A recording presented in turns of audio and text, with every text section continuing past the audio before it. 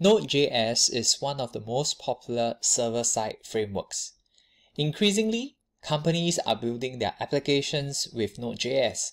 For example, Walmart, LinkedIn, PayPal, YouTube, Yahoo, Amazon, Netflix, eBay, and Reddit, among others. In this course, we will learn about Node.js together with Express and MongoDB and build a blog app from scratch with them. In the process, you will progress from a beginner to where you can build apps effectively using these technologies. You will learn a range of topics like user authentication, data validation, asynchronous JavaScript, password hashing, Express, MongoDB, templating engines, maintaining user sessions, and more. What is Node.js? Before we understand what Node.js is, we need to understand how the internet works. When a user opens up her browser and makes a request to a site, she is known as a client. For example, in this picture, on the left, we have a laptop, which is the client, and this client makes a request of a site, site.com or any other website. She makes this request to a server on the right, which upon receiving the request, responds with the content of the requested site to the client, which then displays it in her browser. For example, I make a request to Amazon.com and Amazon servers responds back with the HTML for Amazon.com. There have been server-side programming languages like PHP, Ruby, Python, ASP, Java, and others, which helps us respond to browser requests appropriately on the server. Traditionally, JavaScript is used to run only on the browser to provide website interactivity, for example, drop-down menus. But in 2009, Node.js took V8, Google Chrome's powerful JavaScript engine, out of the browser and enabled it to run on servers. Thus, in addition to the existing server-side languages, developers could now choose JavaScript to develop server-side applications. What benefits does choosing Node.js as a server-side language bring about? Firstly, the V8 JavaScript engine used in Google Chrome is fast and can execute thousands of instructions a second. Secondly, Node.js encourages an asynchronous coding style, making for faster code to manage concurrency while avoiding multi-threaded problems. As we can see in the About page of the Node.js website, as an asynchronous event-driven JavaScript runtime, Node.js is designed to build scalable network applications. For example, in the following Hello World example, many connections can be handled concurrently. Thirdly, because of JavaScript's popularity, JavaScript itself will offer Node.js access to many useful libraries. And since much of code in the browser is used in JavaScript, now Node.js will give us the ability to share code between browser and server, since they both use JavaScript. Based on this, developers have created the mean stack, an all JavaScript application stack consisting of MongoDB, a database controlled by JavaScript, Express, Angular, a front-end JavaScript framework, and Node.js. Using JavaScript everywhere is a major benefit of Node.js. In fact, there is also a MERN stack, where instead of using Angular, React is used at the front end. React replaces Angular in this instance. Now in this course, we will cover MongoDB, Express, and Node, which is the MEN or MEN stack. To install Node.js, go to nodejs.org and download the appropriate version for your operating system. In my case, since I am using macOS. So just download the version recommended for most users, and then I'll click on the installation, and in the installer I'll just continue, agree, continue, install. And installation should be straightforward. Once Node.js has been installed, go to terminal and run node-v. And it should show the version of Node that we installed. You should also be able to run npm-v. And this shows the version of npm. We will revisit npm later in this course.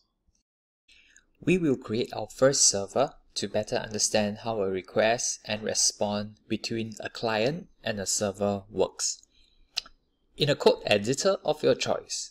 For me, I'll be using Visual Studio Code in this course, which you can easily download from the Visual Studio Code website. So choose a directory location. For me, I've created a directory called Node.js, and in it, create a new file called index.js. And let's fill in some code into this file. First, we have const http require http.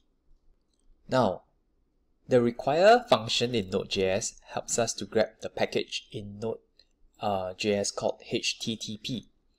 Require is similar to import or include in other languages.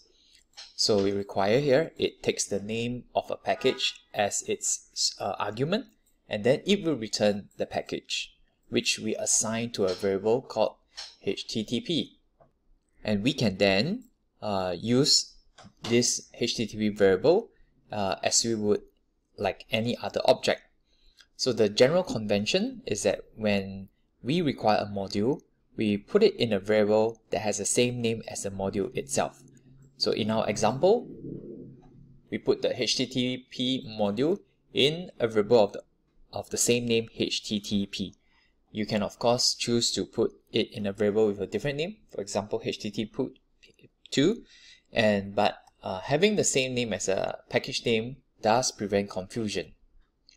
HTTP is one of the built-in packages that Node.js provides to perform actions on the server.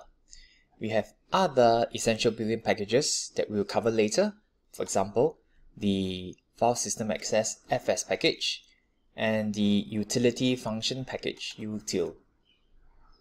Now next we will have const server and http create server. We create and start a server with the create server method from the http package. Now create server will take in a function as a parameter. So let's key in the function now.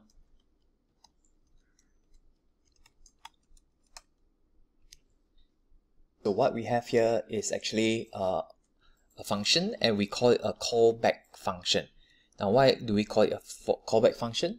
It is because this function will only be called when create server completes. Now when this function is called, it will be provided the request object, which is the request from the browser, and it will also be provided the response object, which is the response we want to give back to the browser in the function. And in between the body of the function, we can do whatever we want with the two objects. So in our case, we will simply log out the request URL, and then we will also respond with the string here, hello Node.js. And then finally, we have server.listen, and then we specify on which port we want to listen to. Here it's 3000. So this starts our server to start taking requests, and the server will listen on port 3000 for requests. You can of course specify any port you want, and it doesn't have to be 3000. Now if you're asking what is a port is a specific gateway on the server to host a particular app. For example, if there are multiple apps running on the same server, we can specify different port numbers for different apps. So this simple server program will accept any requests to port 3000 and then we'll respond with hello node.js. Now to execute the file and start running the server, let's save this file and then we'll go to the terminal. So make sure you cd to the directory the file is located in and then run node.js, node index.js. Enter. Now go to your browser and enter localhost port 3000 and we should get node.js over here. Localhost in this case refers to our computer, which is acting as a local server. But suppose the server is hosted on another computer or site. You can imagine that the link over here would change. For example, I will change to some other address or some other IP address. In the last chapter, in the last section of this course, we will learn how to deploy our app onto an external server, Heroku, to make our app available across the internet. And thus we see the text displayed in our browser. And remember that this is because we have responded to the request with the code over here, response.end and then hello node.js. And if we switch back to the terminal, we can see the slash here being logged. Now this is because we have in our code, we have logged the console of the requested URL. So for example, let's say instead of just we specify further, let's say node rocks. Okay, and we look at our terminal, it will display node rocks. So you can see that the request object contains request data from the browser. We now have a successful request and response cycle, and I hope that this serves as an example to better understand how a request and response works between a client and a server. Now currently our app responds only with Node.js regardless of the URL entered after localhost 3000. So no matter what we specify after here, so let's say ABC, only it is always hello Node.js. Now how do we have different responses based on different URLs? Now let's add some additional code here. So what we can do in our body is we can have some if else. So for example, if we say that requested URL is, let's say, about, then we can respond. Now let's use this. We can respond with the about page, and let's say else if the requested URL is contact, then we can say the contact page. And if we, let's say, else if the requested URL is just blank, nothing, then we respond with the home page.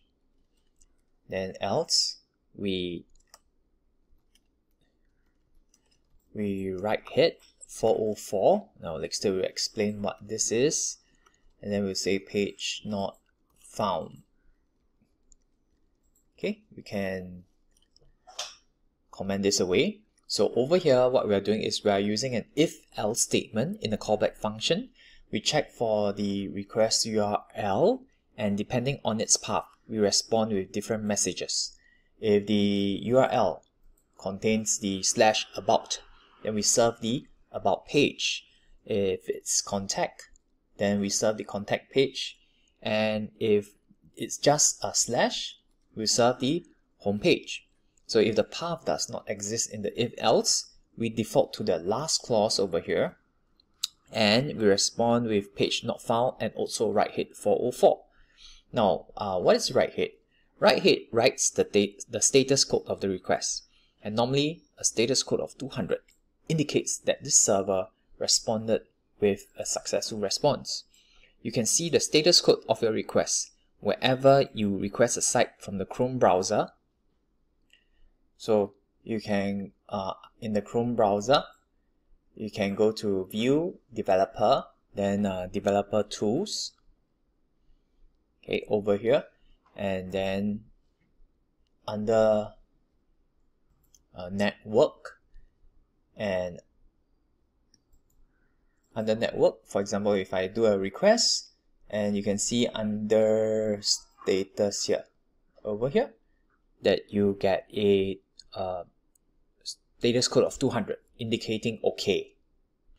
Now let's first try to run our newly added code. For that, we will actually have to stop and start the server. So I'll Control C and then I'll start it again.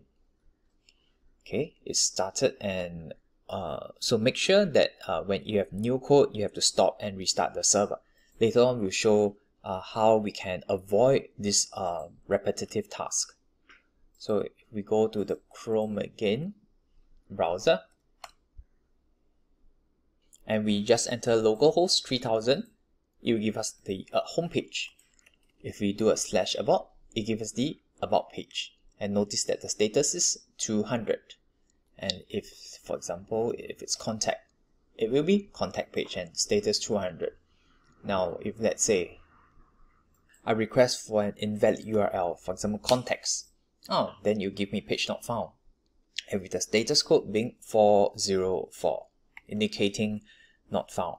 So with this, we have a way of handling different requests from a client and sending the appropriate response from the server. We have been responding to requests with static text. In a real-world setting, we want to respond with HTML, and we illustrate how to do so in this section. So in the same folder as index.js, let's create a new file, and we'll call it index.html. Now let's have the simple, give it some simple HTML, and we call it, let's say, just a home page. So let's do the same, create another HTML, and we'll call it about.html, and similarly h1, and then we call it about page, and then similarly contact.html, and h1 again, contact page. And then we have here not found.html, and inside here we will have h1, and we'll say page not found. So now we have 4 HTML pages instead. So back in index.js, let's change some code. So first, over here, we want to say const fs equals to require, and then fs. So with fs, we can we import the file system module, which helps us interact with files on our server. So next, we can have a home page, and then we use fs.read file sync, and we specify that we want index.html over here. So the read file sync method from the fs reads the content of this file and then returns it over here. So we store the content in a variable for each page. So once we have home page over here, instead of specifying a string here, we will just replace it with home page. So let's proceed to do the same for about and contact and the not found page. So about, change to about, and contact, and then we have the not found page, not found. Okay, so then we'll just replace the strings here to about page, and in the contact page, and in the not found page, we'll change it to not found page. Save the file. So now instead of response returning a static text, we return a HTML page variable. So remember that we have to run this. We go back to terminal. Let's say we have to end the server, and then we have to rerun it. And then we go to our browser, and let's say right, and now we get our HTML page instead. And if let's say we change to about, now we get about. So that is how we respond to requests with HTML using the file system module. But do note that we have been writing a single JavaScript function over here for our entire application. So this single function here listens to a web browser's request, either from a computer, mobile phone, or any other client consuming our API. So we call this function here a request handler. When the request comes in, this function looks at the request and decides how to respond. It takes two arguments, an object that represents the request and an object that represents the response. So every Node.js application is just like this, a single request handler function responding to requests. For small sites, this might seem easy, but things quickly get huge and unmanageable quickly, as you can imagine. For example, a site like Amazon, which includes rendering dynamic reusable HTML templates, rendering, uploading of images, etc. So for that, we will explore in the next chapter how Express helps to solve this problem and makes it easier for us to write web applications with Node.js. So as a summary, in this section, we learned that Node.js allows us to use JavaScript as a server-side programming language, which gives us advantages like fast execution and being able to share code between the server and client. We understood how a request and response cycle between the client and server works by coding and starting up a simple server example. We handled requests and responded appropriately with both text and HTML. One very important custom package we will install is Express. Because vanilla Node.js APIs can be verbose, confusing, and limited in features, Express is a framework that acts as a light layer atop the Node.js web server, making it easier to develop Node.js web applications. So if we search for Express over here and search, and then we can just click on it, and there we have it. This is Express. So Express is used by many companies, and we will see later how it simplifies the APIs of Node.js, adds helpful features, helps organizes our application's functionality with middleware and routing, adds helpful utilities to Node.js HTTP objects, and facilitates rendering of dynamic HTML views. So in this course, we'll explore these features in depth. So over here, we can see some instructions on how to install and use the Express package.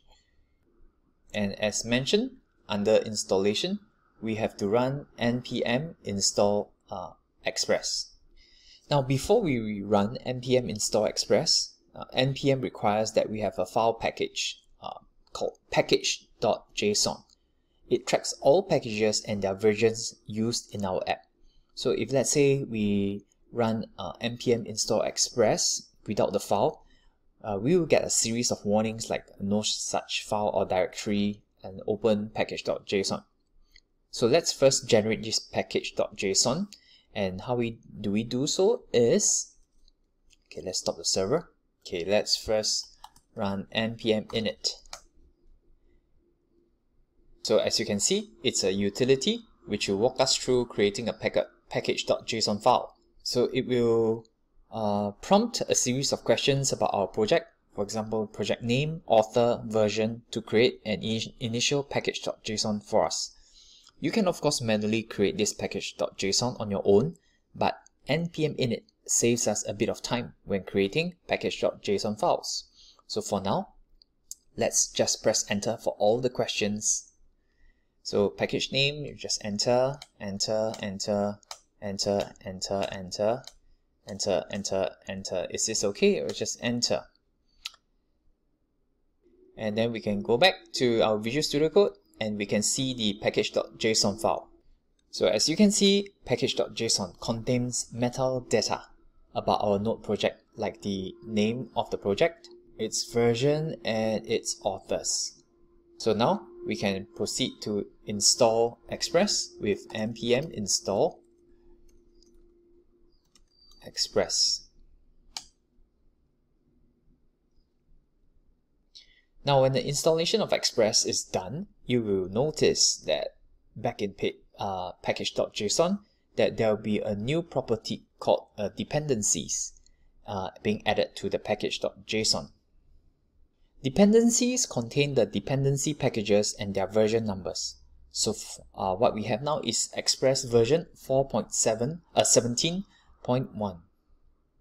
Each time we install a package, npm saves it here to keep track of the packages used in our app. npm install Express installs the Express package into our app by fetching the latest version of Express and putting it in a folder called Node Modules. You can actually see the Node Modules folder over here. And if you look inside, this is where custom dependencies are saved for our project. And you can even locate the Express folder over here. And the reason why you see many other packages in Node Modules, even though we only install Express, is because Express depends on these other packages and they were installed when Express was installed. These other packages are dependencies of Express. The file package-log.json tracks the versions of all the dependencies of Express. In this section, we introduce Express and how it makes application development in Node easier and faster. First, we import Express into our app by adding in index.js const and then Express require Express.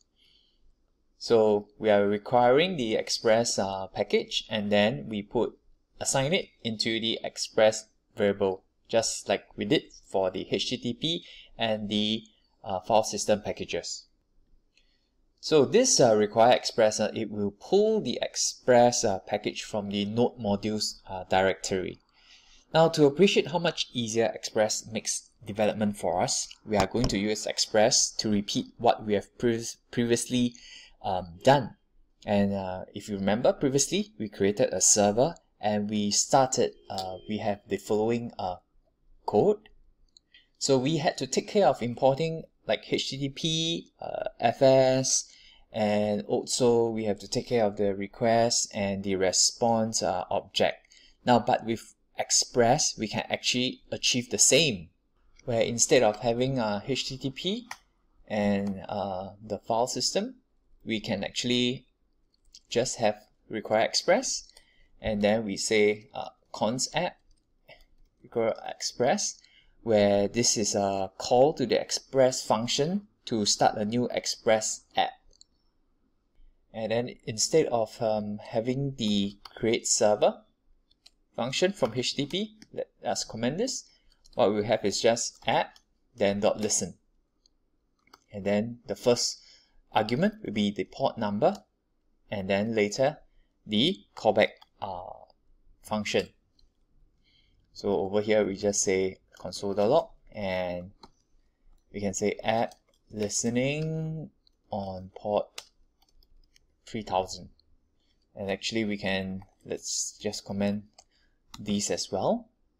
So we see Express takes care of the HTTP request and the response objects behind the scenes. So we have the callback function in the second argument, and this callback function is always executed when the server starts listening. So let's save this file, and back in our terminal, okay, we'll just clear, and then we have our node index.js again.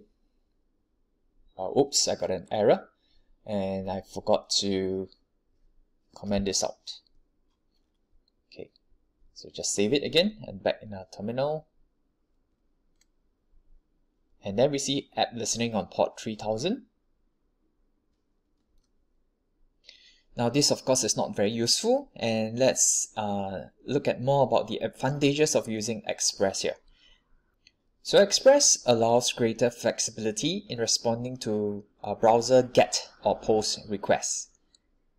So for example, if we add here app.get, and then wherever we get a request with just a slash, and then we can have the request and response objects, and you see this is callback function here, and we'll respond. For example, we respond with a JSON object and having a property and name.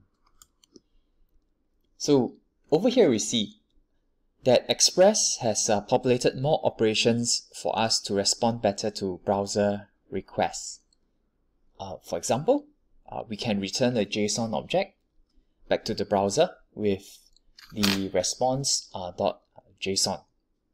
And this does let us build APIs with Node. Define specific routes by specifying it here, for example, route 1, and so on. Later we see how to do so. And then we can also specify the kind of response that our server gives when the route is hit. So let's say, for example, app.get, then /about, and then again we have to specify the callback function here.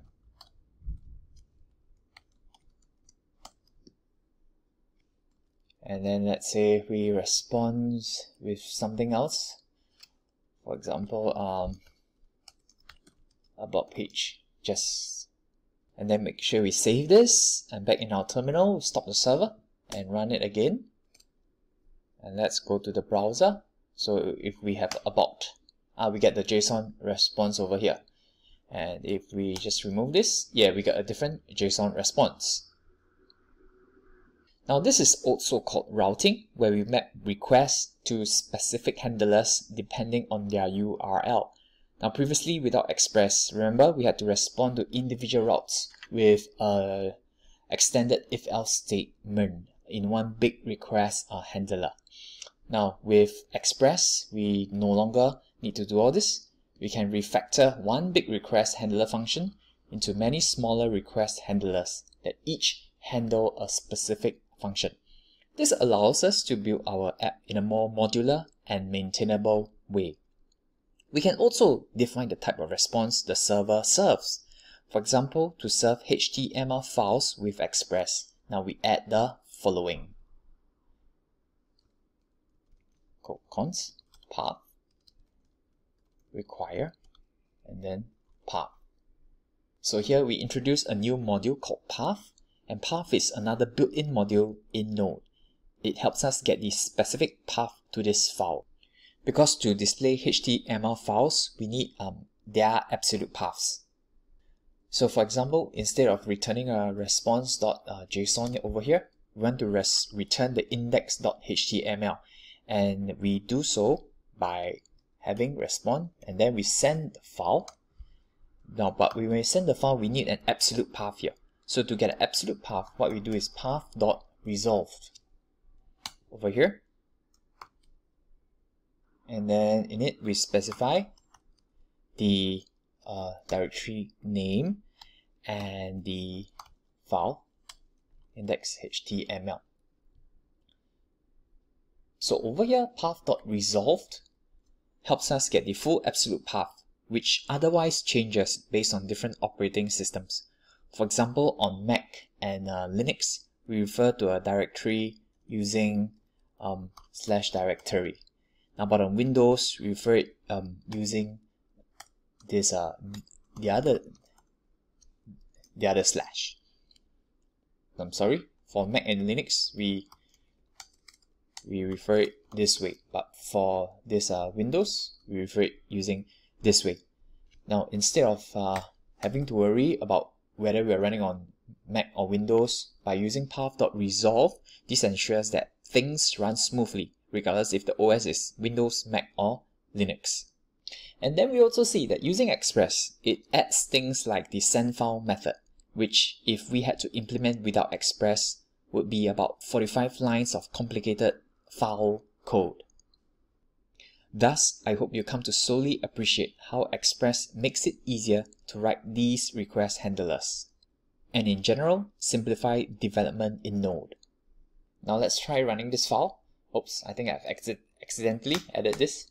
So just remove this, save, and let's make sure we are not running any server instance. Okay, and if we go to our browser, and there, we get our HTML file served. We have been seeing a few examples of code with callback functions. Now, callback functions are an important aspect in Node.js that helps support tasks to be done asynchronously. That is, rather than waiting for one task to complete before executing another. For example, in PHP, you might have task A needs to be completed before moving on to task B. Task B needs to be completed and then only can it move on to task C, and so on. But Node.js allows the possibility to perform tasks in parallel where no task is blocking another. So for example here, where task A, task B, task C, and task D can be executed at the same time and no task is blocking another. How Node.js supports asynchronous code is with callback functions. For example, we have our request handler here, and then we have another one here. Now, both of them do not have to be executed synchronously. And for example, if let's say we were to change the body of this to something that is, for example, it queries a database. These two tasks can also be executed asynchronously. In other words, if a request for slash and a request for slash about comes in together, it doesn't have to be the case that one request has to be completed before serving the other. Both tasks can begin at the same time. It can be that the task to query the database starts, and while the database is thinking, the second request for about.html can be responded. Our code is not doing two things at once, but when a task is waiting on something, the other task can execute. Asynchronous code like callback functions does execute much faster.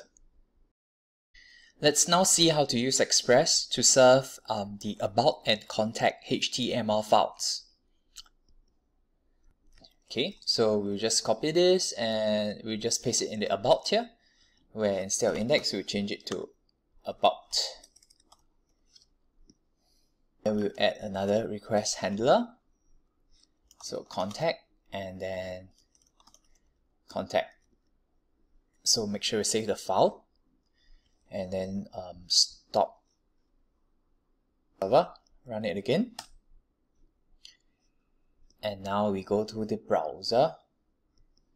So localhost 3000, and in the home page we have a home page, and if we have the about, we have the about page, and if we change this to contact, we have the contact page.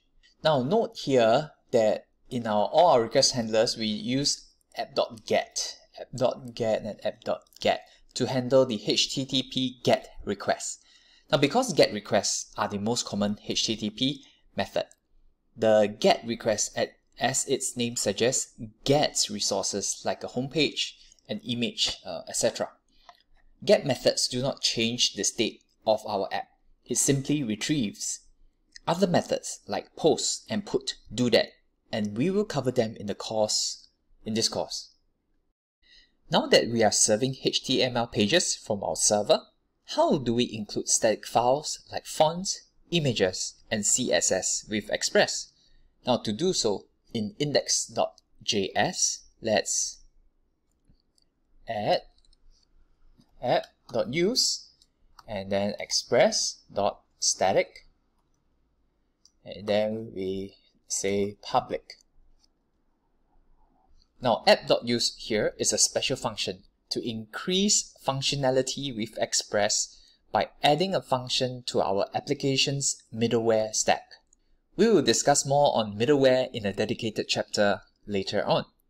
Now over here, express.static is a package shipped with Express that helps us serve static files. With express.static public here, we specify that any request that asks for assets should get it from the public directory. Now, this also means that in Node.js, we need to have a folder called public. And then in public, let's create two subfolders, one CSS and another JS.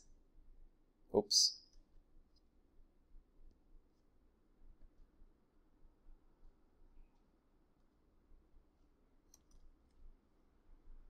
We will be referencing these two folders from our index.html file.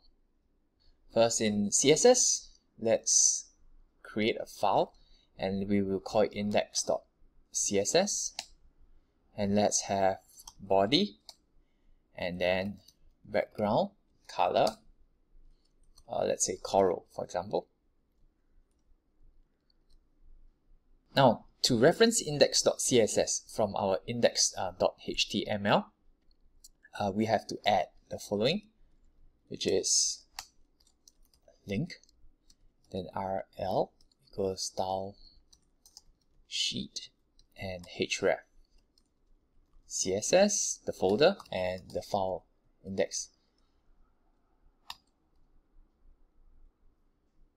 Now note that when we reference the CSS, the index.css, Express will refer to the whole path, which is public.css.index over here. Okay, so that is the URL for the static file being served. It's determined by combining its URL with public. Now let's go on to referencing our index.js. So similarly, we will go back to index.html, and then we will have the script and source and the JS folder, and then index.js. Okay. Now this of course assumes that there is a JS folder in public and that in it we have an index.js, which we have not added as of now. But the important note here is that the index.js in the JS folder here refers to, in this case, is for the client side, not the server side index.js. Now to summarize this entire section, we learn how to install third-party custom packages using npm. A core custom package is Express, which helps make it easier to handle requests and serve responses, thus making app development in Node easier in general. We generated the package.json file that maintains our project metadata, particularly its dependencies, in an organized manner. We also learned how to serve static files to make CSS and JavaScript files available to the HTML client files. As this course is not about website design, CSS, or how to come up with a graphical user interface, we will use a block template to start off our project. To get a block template, let's first go to startbootstrap.com. Under Themes, go to Block, and then if you scroll down, select Clean Block. Go to Free Download, and download the zip file that will contain the theme. Now we can just extract it. So I have extracted it. Now let's move it to a location where we want to create our project. So suppose I just copy this to desktop. And in the terminal, let me cd to desktop.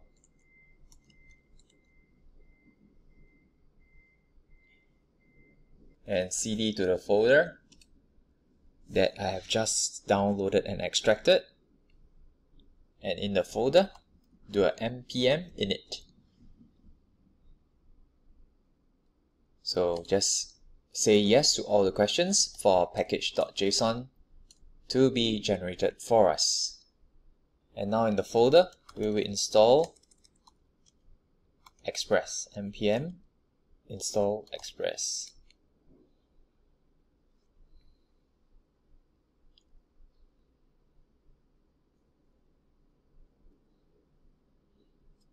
So when the installation is done, let's go to our code editor and then open the folder. So because I've stored in the desktop, then open the folder.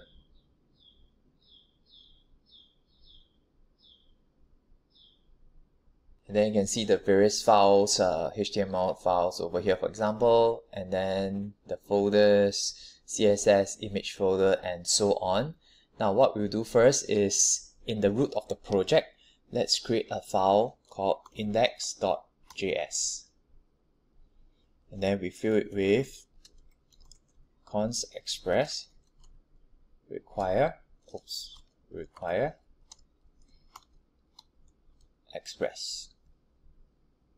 So we import the Express package, and then using it, we have our instance with new Express.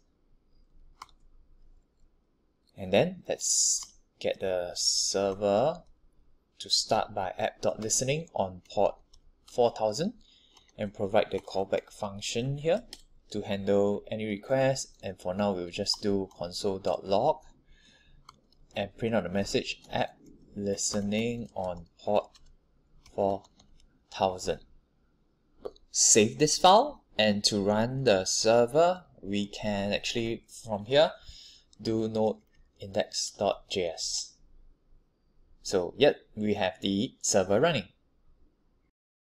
For now, we have been starting and stopping our server each time we make a code change in index.js. So for example, we have to go, when we have a code change, we have to go to terminal, stop it, and then run node index.js again. Now we will install a package called nodemon that automatically detects code changes and restart the server, so we don't have to manually stop and restart it. Now to install nodemon, go to the terminal and then run npm install nodemon, and with the option save and dev. We have the -- save option to have the dependencies listed in our package.json, so that someone else can install the dependencies later if we give them the project. They need only to run npm install with no arguments. You can also manually edit package.json and then run npm install to add dependencies. Without the -- save option, we would have the node modules folder, but it will not be reflected in our package.json. And then we also have the -dev option, which is to specify that we install nodemon for development purposes only. We do not want nodemon to be part of the production version of the app. So let's run it.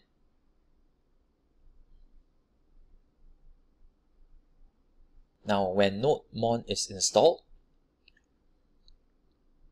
you can look up package.json,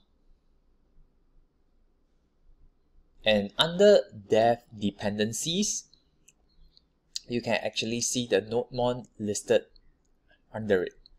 This indicates that the package is for development purposes only and not included in our app when we deploy it. Now, we will be starting our app from within a npm script with npm start. To do so, in package.json, let's go to scripts over here, and let's make the following change. nodemon.index.js. So let's save this. Now with this, instead of running our app with node.index.js as we have done, we can now run it with npm start. pm start will look inside our package.json file and see that we have included the start script, and then it will run the associated command nodemon index.js. And nodemon, as introduced earlier, watches our files for changes and automatically restarts the server when there are code changes. Now, we can of course just run nodemon index.js directly, but because npm start is a convention where most Node servers can be started with npm start. That is to say, we don't have to know the actual file name, whether index.js or app.js. We just start the server with npm start. Also, npm start allows you to run more complex commands when your app grows. For example, starting a database server or clearing log files before starting up the server. So now, make sure that the server is running with npm start. So go to our terminal and run it. And then you can see that it runs nodemon.js and it prints the output message. Next, we will register a public folder for our static files as what we have done in section 2. So in index.js, let's add under here add.use express.static and then public. So with this, Express will expect all static assets to be in the public directory. Thus, let's proceed to create a new folder called public in the app directory. So just create a new folder, public. And let's move some files from the downloaded template into public. For example, because index.html is a static file and also about. Let's move contact also. And we have posts. And let's also move the CSS folder into public. And then the img image folder. And then the JS folder. We will just leave the SCSS folder here for now. And vendor, let's move it into public as well. Okay, I think we can do not ask me again about this. And you might be wondering how to know which files and folders to move to public. Now, a simple way is you can look inside index.html and see which static assets it is referencing.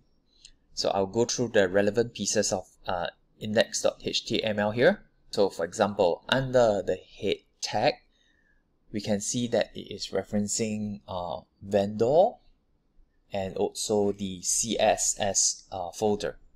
And under body, you can see that it references index.html, about.html, post.html, contact.html. These therefore are to be in the public root. And if we scroll down,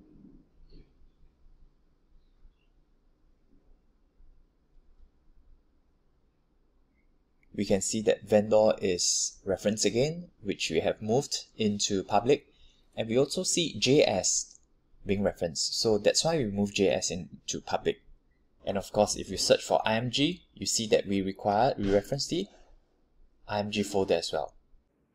And that is why we move index.html, about.html, contact.html, post.html, and our other template files and CSS, image folder, the JS folder and the vendor folder all into public.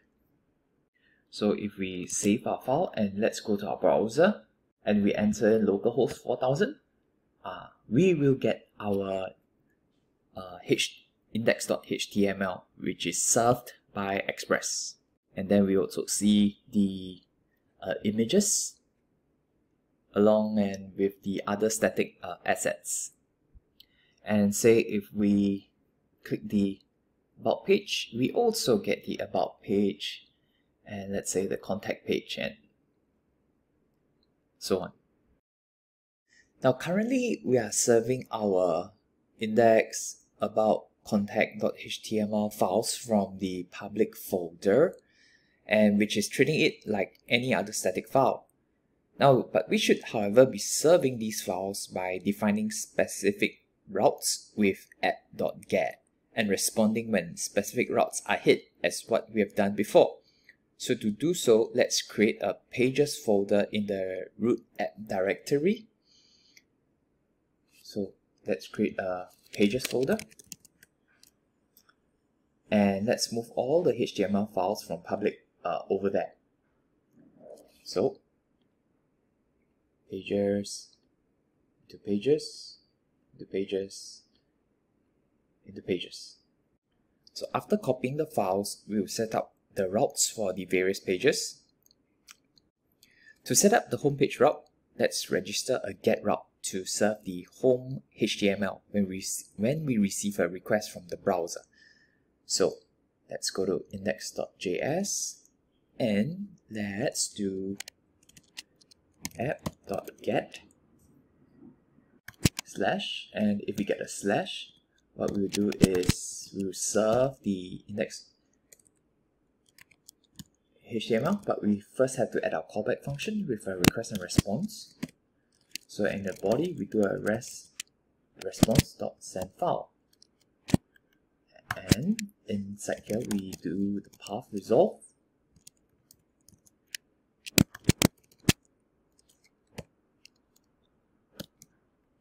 Pages folder. And in the pages folder, index.html. And let's save this. So we shall go back to our browser. So let's say we request locals 4000. Oh, okay, path is not defined. Oh, and that's because I've forgotten to import path here. So const path require path. Okay, let's try it again. Okay, I get another error, no such file directory. Let's take a look again.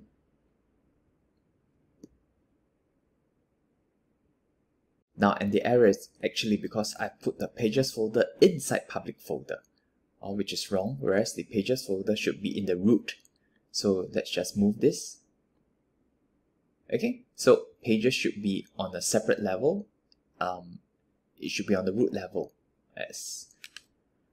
Okay, so save this now. And then yes, I get index.html. So I'm actually not editing out all these mistakes that I've made in my videos, so that because you yourself might make a similar mistake, and also through this I can show how I debug and resolve issues that might be helpful for you also. So now, can you try creating the about, sample post, and contact page routes on your own? The route code should be similar to what we have created for our homepage route. So take some time and try it on your own. So I've hoped that you tried it. Now let's follow along. Let's do it together now. So in index.js, let's create the new route for our about, contact, and sample by adding app.get, and then we change this to /about. Okay, in fact, let's copy this and then change this to about, and over here we change this to about, then change this to contact, and then we have post, then we change it to post. And remember, we need to append pages over here because we are storing the HTML files in the pages folder. So if we save, Now let's save this and we try to run. Okay, but click about, for example. Now it doesn't work, and why is that? You see that we get a cannot get about.html. Now this is because in our index.html here, we currently refer to other pages with the href link. So href, href, href, href. Because we have moved them away from the public folder, they can't be found. Instead, we have to use the routes that we defined earlier in index.js to navigate to those pages. So that is, in index.html, we have to replace the href links with slash, and then over here slash about, and then slash host slash contact, to be the same as what we have defined over here. Now it's actually not just here, but also over here. And then we have to search for the rest of the site. Anywhere else are we referencing these pages? Okay, so you will quickly realize that this is quite tedious and repetitive work. What if we have to add a new link to our navigation bar? Does this mean we have to repeat the same code for the navigation bar in all of our pages? You will realize that this is quite unnecessary duplicative work. It is not scalable and it becomes increasingly difficult as our app grows. Now in the next section, we will resolve this problem by using templating engines. But for now, we just have to do this same repeat over here. Slash and slash about, and then slash again,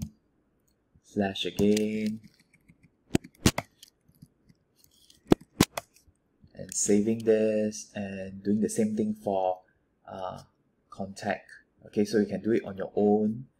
Okay, or let's do it together here. Slash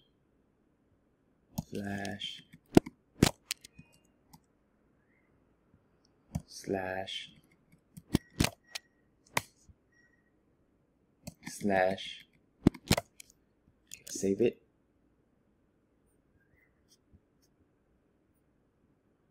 In post.html as well. So slash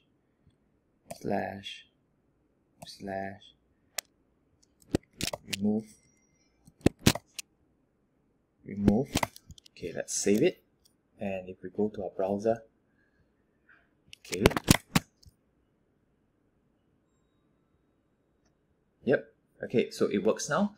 But let's see how in the next section we resolve this repetitive work with templating engines.